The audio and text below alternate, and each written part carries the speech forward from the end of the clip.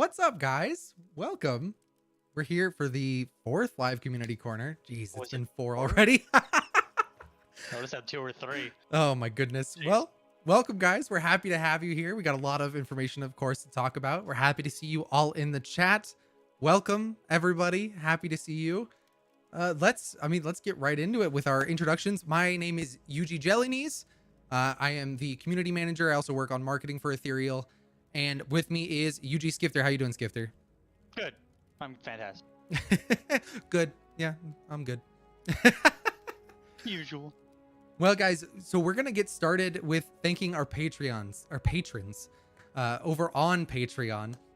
Thank you guys for backing us over the last couple months. We were really excited to share information with you guys on there. If you guys want early access to information and some exclusive access to information, that is the best place to get it right now. So make sure you look in the descriptions for our Patreon link. Go join our Patreon as well. We appreciate it very much, guys.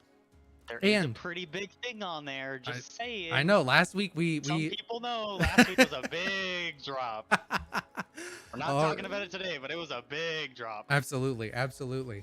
And then for today, guys, we're going to talk about the most recent open weekend, some of the things we learned, what happened during it. We're going to talk about the future for Ethereal, like when you're going to be able to play the game next. We're going to talk about our roadmap, which I know a lot of you are excited about. We're going to talk about the new map that I know a lot of you have seen the video for already. And we're going to talk about a new myth kit, which we're beyond excited to share with you guys. But Skifter, let's start with the open weekend. Kind of recap what was going on. You guys beyond surpassed our expectations with that open weekend, right? I mean, we opened the servers and within 10 minutes had probably 10 games going of different groups of people getting into game that fast. Blew us away. Because in previous weekends, we've still had a little bit of like 30 minutes where it took people a little bit of time to get online, get going. This time you guys were raring and ready to go. Absolutely blew us away with that. So thank you so much. In addition, sit up in my chair for a bit. In addition, we doubled the amount of accounts that we had. And we opened up our account creation about a week before the test started and let you guys go through. And every day we were checking the numbers and being like, how many people made account? Another 200 people, another 300 people. So absolutely amazing to see that many people creating accounts and excited for the game. And then with our download that we opened about 24 hours before the open weekend went live, we saw about 500 downloads as well, which again, surprised us to no end. We knew people were going to download ahead of time, but seeing that many just blew us away. And that doesn't even include the downloads during the weekend itself or the accounts created during the weekend itself. That was all just before the weekend even started. So thank you guys so much. You seriously blew us away with that. We can't wait to keep moving forward and keep that train moving as well. Yeah. So for those of you that, participated, we did have problems. A little bit of problems in the matchmaker. The matchmaking problems was causing players to get separated into different games. So I know some of you had like 6v0 games or 6v1s. It's because it was sending people in different directions after you already like hit the accept on the. So like you would accepted queue, but it sent you different games. We fixed that. Friday afternoon, evening ish, and then it just led to further queue problems, which you guys saw throughout the rest of the evening on Friday and Saturday, where it was essentially splitting up the queues, giving multiple queues to everybody, but still requiring 12 people to accept, but 12 people obviously aren't going to accept. Sent 12 different queues. Eventually, everybody would still end up back into one queue, and then you could get into a game, but it was obviously causing a lot of frustration. So ultimately, the reason we ended up closing it down on Saturday evening, and the patch downtime on Friday was much, much longer than we expected. We expected a quick 20-minute patch, but we had some problems there, so ended up down for like 2 hours, 3 hours, something like that. Definitely not expected, so apologize for that. Things we learned. The launcher and backend is still our weakest point, and we are focusing on that the most, more than gameplay. Gameplay is, for the most part, solid. Things function. There are still bugs here and there, yes, and we're getting those ironed out, but the launcher and the backend is going to be our main focus for the foreseeable future until that is 100% solid. Now, gameplay wise, familiar spells and primary spells, they kind of suck. We kind of figured ahead of time, but people also noticed during the weekend as well that they just don't really hold an impact. They're supposed to make some sort of an impact in fights, and they just don't. None of them really do. There's a couple of them do. Burb's Demise is one of them. Do a lot of damage, but that's nothing really. The shields are okay because their shields are nice. But another point was playable myths. There were not enough playable myths. 7 is, basic number. That's how many we've had for a little bit, but people were saying they wanted more, and that is definitely something we are absolutely working on. And with this, the skill entry into the game. We know the skill entry into the game is very high, and that is something we are actively looking to address and actively looking to fix for not just newer players, but players from other MOBAs. So these are all things we are actively addressing. So yeah. And we'll talk about kind of the things we're doing to address that in a little bit when we get to our roadmap. But the big thing is, we know you guys want to play Ethereal again, right? We want you to play Ethereal again. But with a lot of these issues that we found and the things you're going to see on the roadmap, we really want to kind of hunker down and make sure that those things get implemented into the game, get new myths into the game, make sure the backend is all working correctly, make sure the launcher's all working correctly. So for this month being the month of February, we are not going to have another open test. We may or may not have one in March, but we will for sure be back with another open test for you guys by April. Like I said, we really want to make sure all of these features are fully fleshed out, working. The new characters are in there, the new systems are in there, all of those things. So we're going to really hunker down, work on those things, and then put out a better product to you guys when that next test does come around. But let's go on to our roadmap. This will be where you can kind of track some of those things that we are working on actively and trying to put into the game. The kind of layout for the roadmap is in 3 different sections of short-term, mid-term, and long-term. What this does is it lets you guys know that in the short term, these are things that are in active development, that we are working on adding new characters. We're working on adding new skins. We're working on adding these features and optimizations for you. Right now, every day they're getting worked on. The midterm will be that once some of those short-term things fall off, the midterm stuff will get moved up into short term. And so these are things that we kind of think are more important systems to start putting in the game. Something like the day and night cycle is a big one that we're working on adding in there, or will be working on adding in there. And then there's the long-term section. Now this is basically after everything in the short and midterm is completed, the long-termers become our focus. Things like the weather system are going to be in there. More myths past our 24th and 25th myth, right? A lot of these different things are going to be a little bit further out there, but we want you to know that we still have plans for them and we're still keeping them in mind going forward as well. So Skifter, let's talk about some of the important things that we have in the short-term list. And this first one I think is huge because we've already hit on it a little bit. Yeah, so like we talked about, the skill entry to the game is high. We know this. And a playable tutorial. That is one of the most important things we've heard from the community. That's one of the most important things that we think as well needs to be implemented. Getting a playable tutorial out and helping, learn what the button clicks are, learning when to use your class abilities, what they do, what your class abilities even do, the familiars and the actives, and all the unique stuff that Ethereal brings to the MOBA genre, and helping those players learn how to open a shop. Just simple things. Simple things. Absolutely, something to get players' foot in the door with Ethereal and make sure they understand the different lanes, like that we have different lanes that are not just simple like we've seen in other MOBAs, portals, things like that, like you said, Skifter. Another big one that we've talked about with you guys before, and I know you guys really want, is controller support.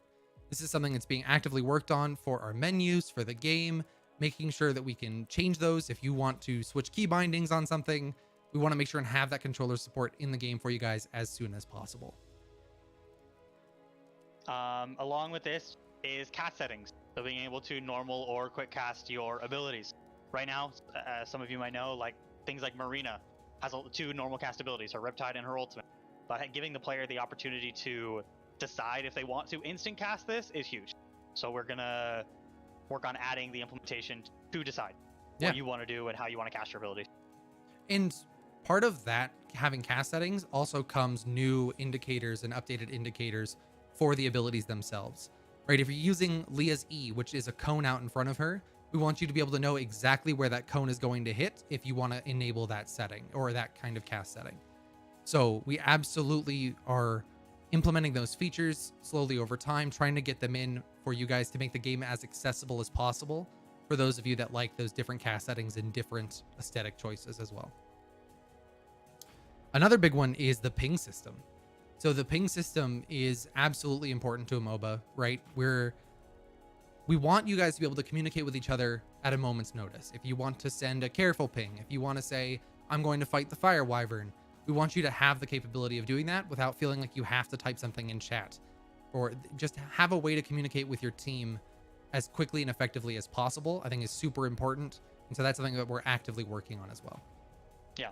Speaking of communication, chat's been missing quite a bit. It's unfortunate that it wasn't in for the last test, but it's in the game right now. It's getting thoroughly tested, and it will be in the next test. So yeah, chat, launcher chat, myth select chat, in-game chat, it's all connected. Being able to chat with your friends, right? If you're on your friends list, send them a chat, tell them you want to group up, whatever it is. Assuming you have friends. Like Skipper said, it's all actively in our testing environment right now. Our testers use it every day, trying to find where it works, where it doesn't, how it works, how it doesn't, all those good things. So super, super important. Another thing is we have a new item type coming to the game.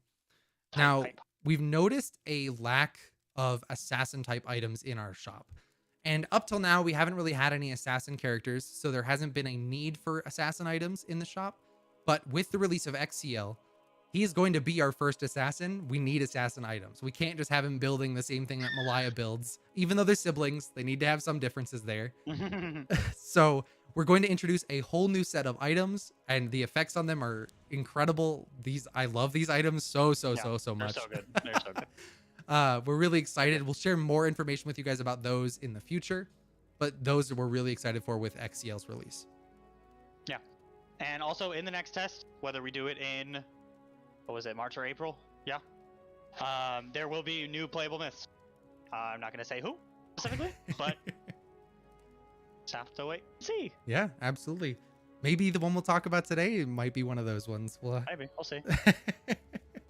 And of course, guys, some of you have already seen it, I'm sure, the new map. We put out a video yesterday. It was about a 2-minute video going over, kind of sweeping through some nice sections of our new map that we really like and wanted to show off to you guys. We're really, really excited with that and can't wait to have you guys playing on it. It is in active testing right now. One of the incredible things about the new map, though, is that we've seen with the visual improvements, we've also seen some optimization improvements that for the most part, we're seeing most of our testers perform at least the same or better than they were on the old map, which I think is incredible because having the visual improvements and the optimization improvements just feels good across the board. Yeah. So it's super, super exciting. And it's only going to get better. So, and yeah, we're still working on optimization to make it as accessible to as many people as possible. But before we go on and show you some things about the new map, for those of you that haven't seen it already, we do want to talk about one thing that existed on our old map that, to our knowledge, nobody discovered. Maybe somebody did so. and didn't say something. A lot of testers didn't know about it. That's true. So we want to show you guys a video of something that was hidden on our map behind a rock. You did have to be a berserker to find this, but we want to show you guys this short little video of a mech sitting behind some rocks, very casually hanging out there. We're getting some stuttering on our video, unfortunately, but the image is the important part. There was a mech hidden behind some rocks. Where it was, I will never tell. The new map, though, does have also some secrets hidden around it, so you guys can look out for those. So some of you I see in chat were already people figuring out who this mech belongs to based on art that's been a little out of the light for a little while. But like I said, guys, there's more secrets on the new map. When you get your hands on it, you'll have to keep an eye out and see where the things are and what they're revealing. But let's switch on over and show you guys the footage of our new map. If you haven't seen it, we'll come back to you guys in just a second.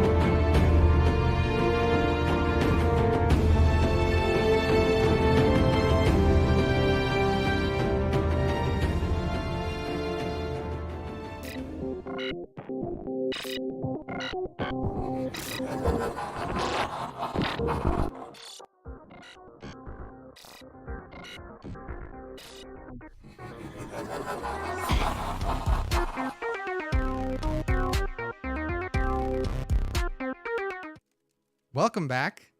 What did you guys think? New map? Exciting, right?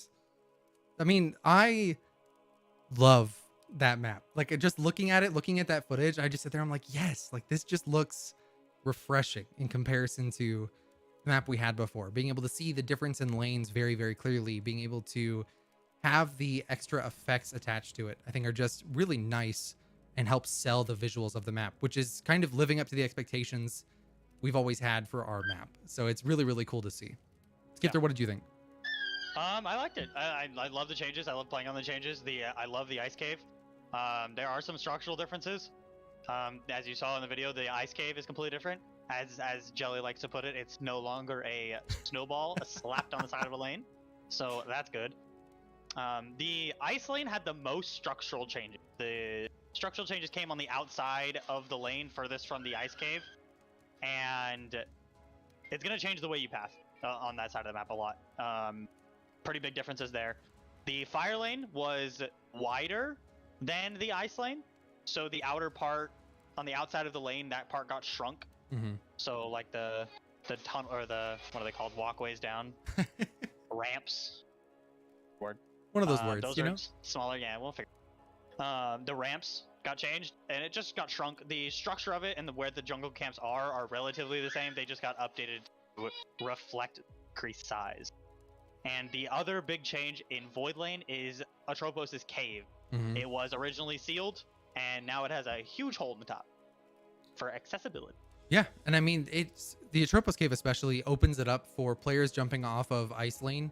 They can jump in the top, go in there, get Atropos. They have Sky Slayers, Reapers, right? The things that can climb up or get on top, have a new way to access the Atropos pit and maybe even steal Atropos from the enemy team if they're the only person alive trying to keep their team alive for the game right there, which it's really exciting. We're really excited for you guys to get your hands on it when we have our next test, because it will be available for that test.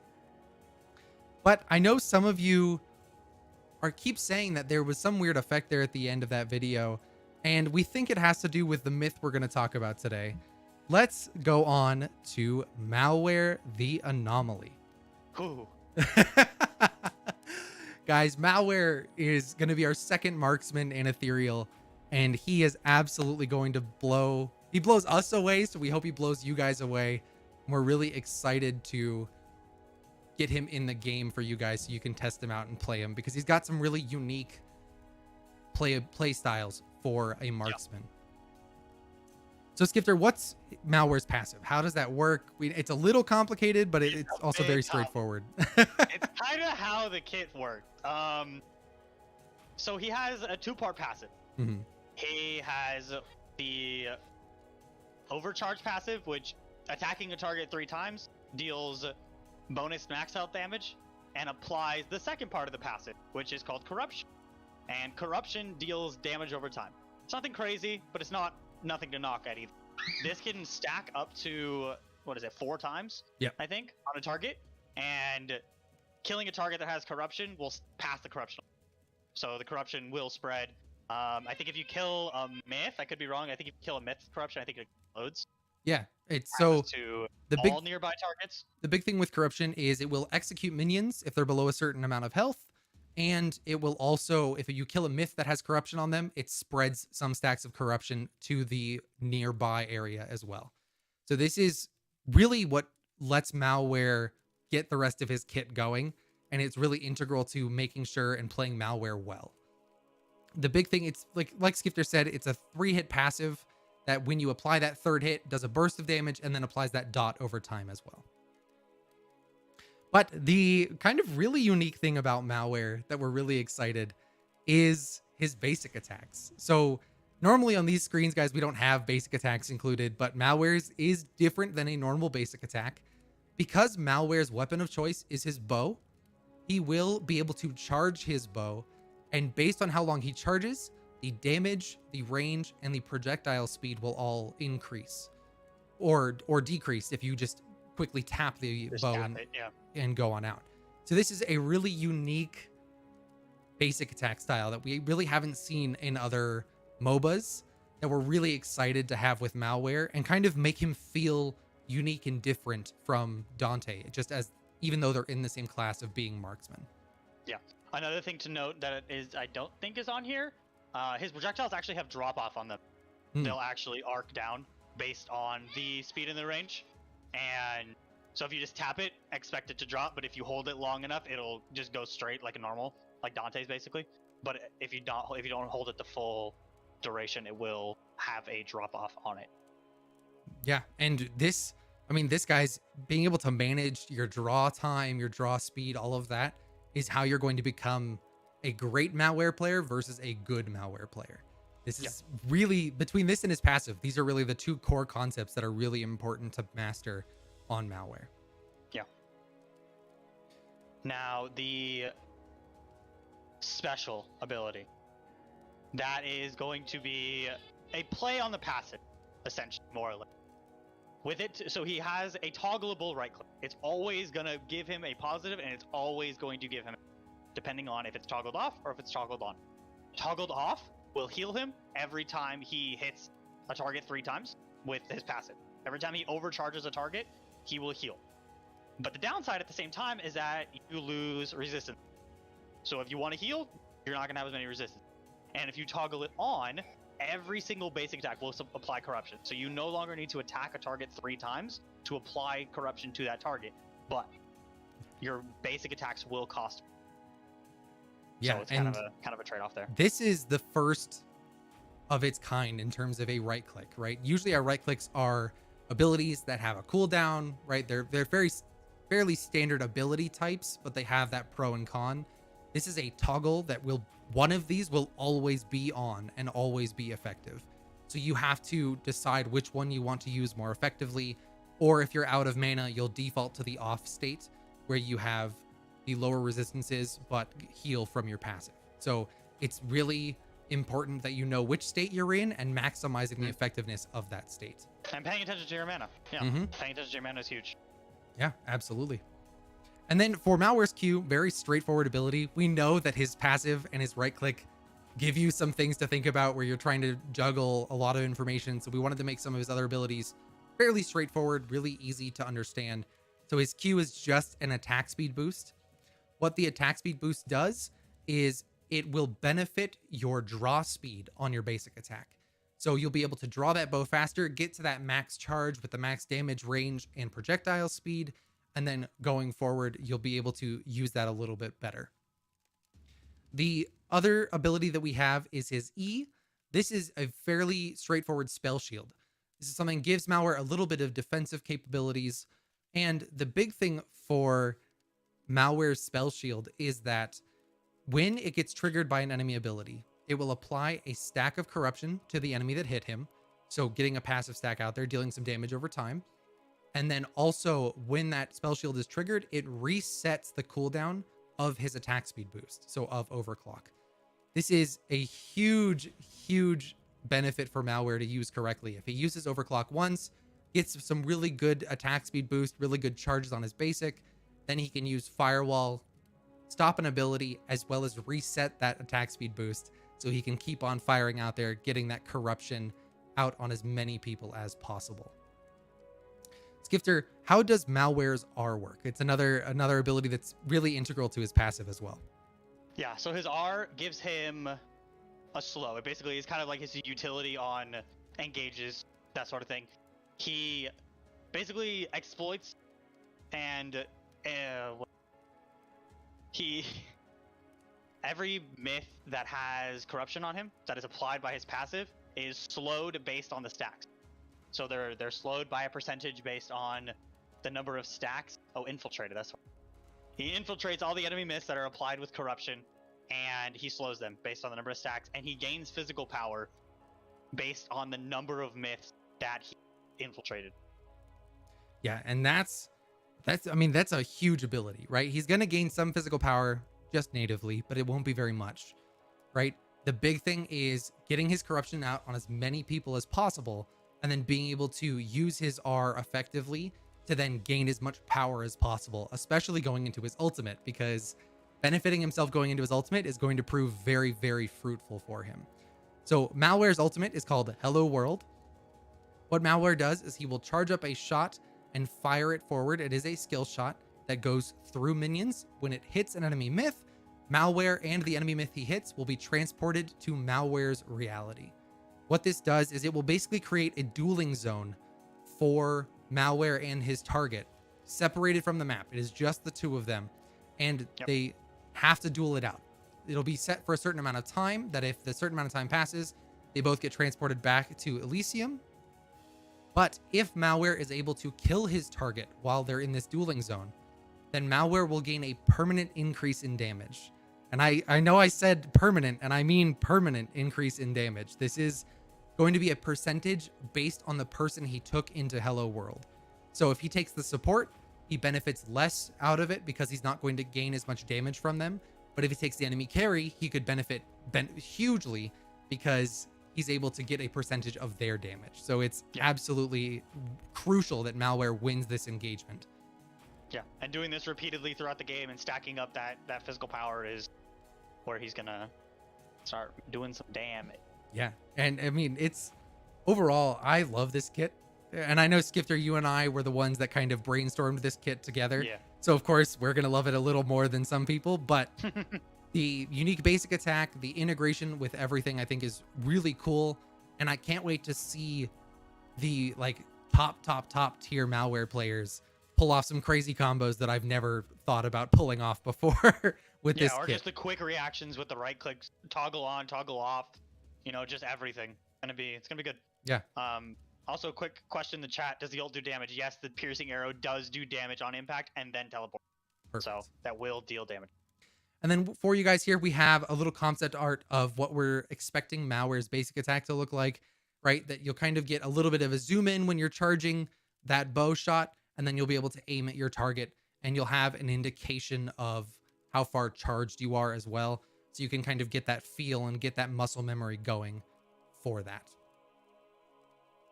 Also, yes, I do believe the wall, it does go through walls, right? Might change. Perfect. Who knows? Might be broken. That's something we'll have to see if it's insane to go through walls, not go through walls, all that good stuff. But guys, that brings us toward the end of our community corner. So we want to open it up to you now and have you ask any questions about anything we talked about today, anything we've talked about in the past, or just any questions you have in general. I see that on YouTube we have Michael Morgan. Can you guys talk about the marksman ability and what it's going to do when it's finally added? I know it's been changed from the first time I saw it. So the marksman ability used to be different than it is now. The way it's going to work now is it will basically be a roaming ward for the marksmen that they can cast, tell it to go to a certain area, and it'll roam through, kind of granting a sweep of vision for the marksmen and their support in their lane. And yeah, with Malware's ultimate, you have to kill them while inside the alternate reality to get that bonus physical power. If you kill them before or after, it will not count.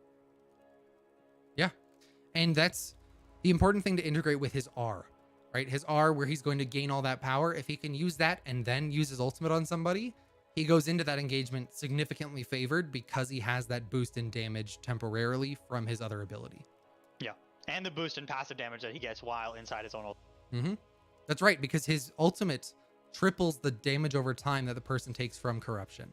So if he switches to the toggle on state of his right click and then his basic attacking, he's now burning them for a bunch more damage as well. So it's really important for Malware to have his abilities in the right order going into that ultimate. Yes, Malware can block another Malware's ultimate with his 2. Second, the spell shield. Yes. We've got a bunch of Kalia Wens in the chat. Jeez. Don't worry, she'll come eventually, but we don't have any news on her right now. And then we've got Power Wrecker in Twitch. Is the alternate reality a different map, or are they isolated on the main one? Skifter, I'll let you answer that one. It is a different map. It is not connected to the current map whatsoever. It basically takes them both, places them in an arena that is inaccessible to anybody that is not Malware and hit. And the way it works currently is that when they get transported, they're going to come back to the same spots that they left from. So it's going to be, it's also an opportunity for the enemy team or the allied team to kind of group up and secure a kill either way if something goes south in the alternate reality as well.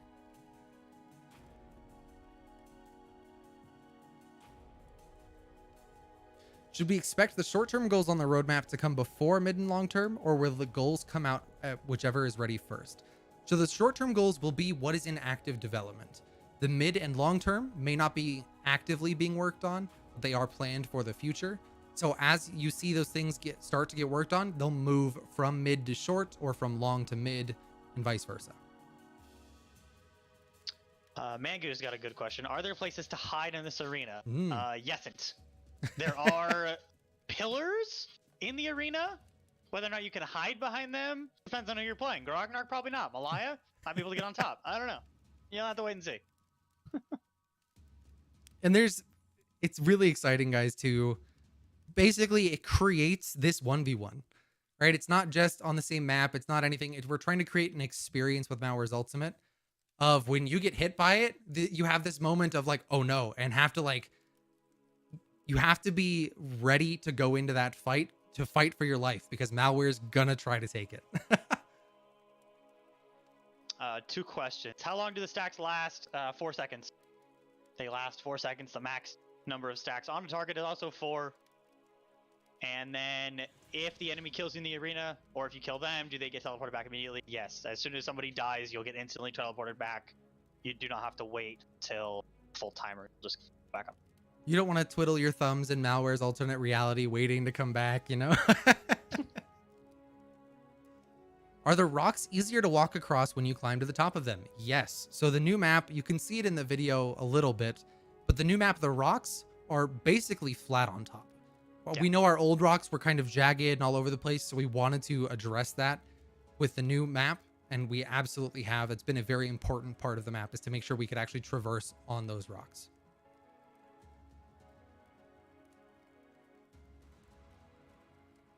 Can we see the goals on the website, or was the video the only place to see them? The roadmap goals, yes, those are on our website. If you go to the website, go to the community tab, there's a roadmap section that you click on that and you'll be able to actively see everything that's on the roadmap. The other important thing about the roadmap is on the top right, there is a last updated date. This will be a way that you guys can see how recent the information on there has been updated. So if you see that it's been since February 5th, then you know, okay, that was today. So absolutely, it's very, very fresh. But if it's been a week, a month, whatever it is, then you'll know according to that as well. Yeah. And then any idea how open or big the malware map will be? It's not going to be massive. His projectile on his ultimate is fairly long range, so it's basically going to be that max range plus a little bit more to give both the malware player and the enemy that gets hit some room to play with. Not going to be too much more than that, but it'll be enough to move around. Then Skip, there's a good question here. Will corruption increase the time of burn items? So how is that going to interact with other items? Like we've got the Crimson Dragon Sword that does damage over time as well. How are those going to interact with each other?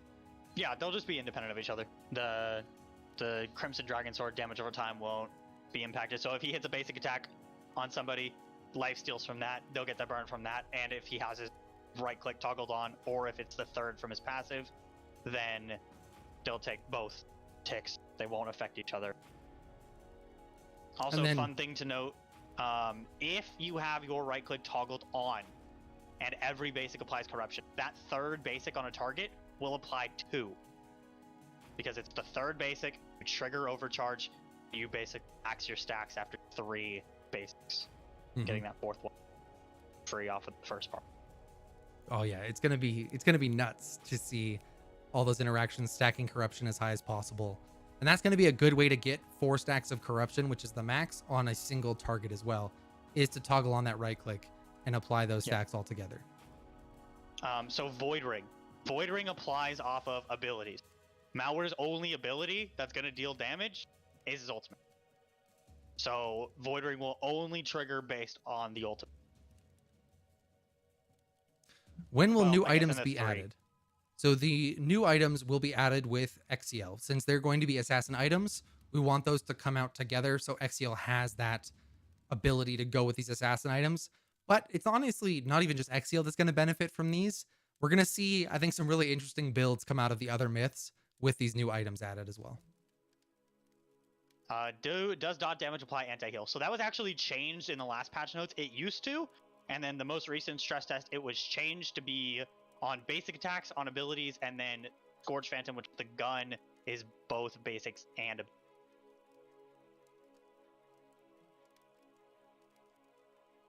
Do you plan to make any more spells or familiars? Yes.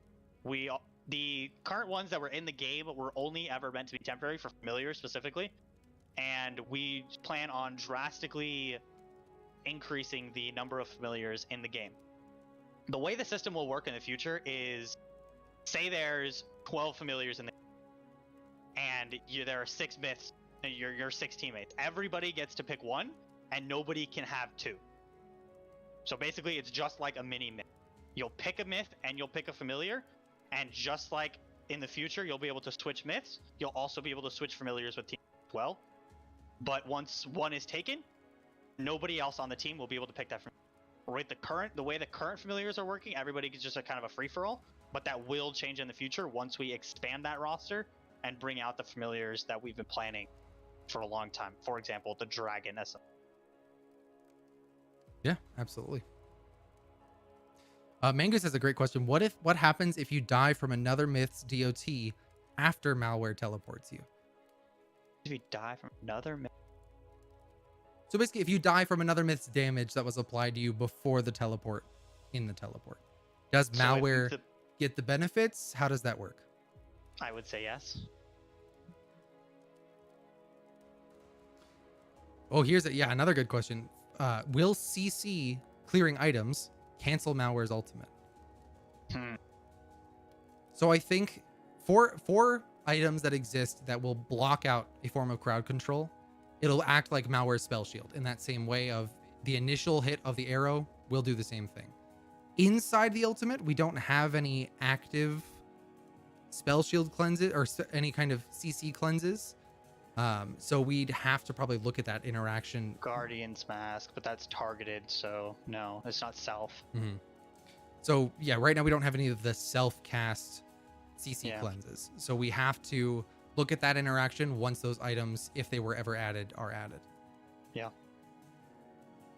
And then a familiar can only be taken once by a team or once only in a lobby. So it depends on the game mode. Draft, when both teams can see both teams' picks, familiar can only be taken once in a lobby. But right now, while it's only blind, it's just once per team, but that will change. We will expand the roster accordingly to make sure that there are plenty of familiars to, you know, have your picks. So no worries there. How close are we to seeing the new mocap animations? So those are in the works. That is on our short term for the roadmap. And basically we're gearing up to really start showing some of those off to you guys and make sure we have as much information and as much clarity with those animations as possible.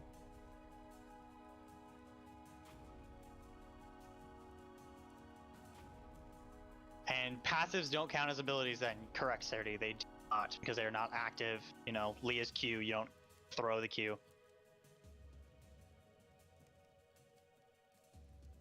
Okay, Skifter, we're getting the weird one-offs, All which we knew we would. All right, Goose. Go ahead, answer that one. All right. If Malware hits Leah midair, she doesn't die in the arena. Will she fall to the ground after the arena is done?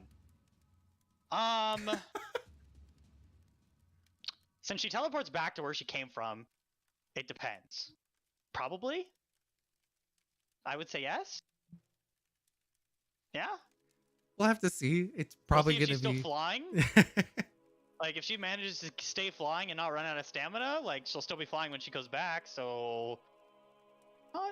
Depends on how good Malware is. We'll have to test that interaction and see It's how it's going to work. Yeah, in theory, yeah, she'd fall. Like I said, assuming she's not still flying. Malware's basics are charged. How does attack speed affect them? So the draw speed. So it will take a certain amount of time to get the draw speed to max. The more attack speed you build, the faster that draw speed is. So really, more attack speed also equals more damage to an extent on Malware because of the way that that's going to scale. Yeah, because his damage scales based on how long you charged. I didn't see the beginning of the stream. Any chance there's a solo practice mode or something to test items?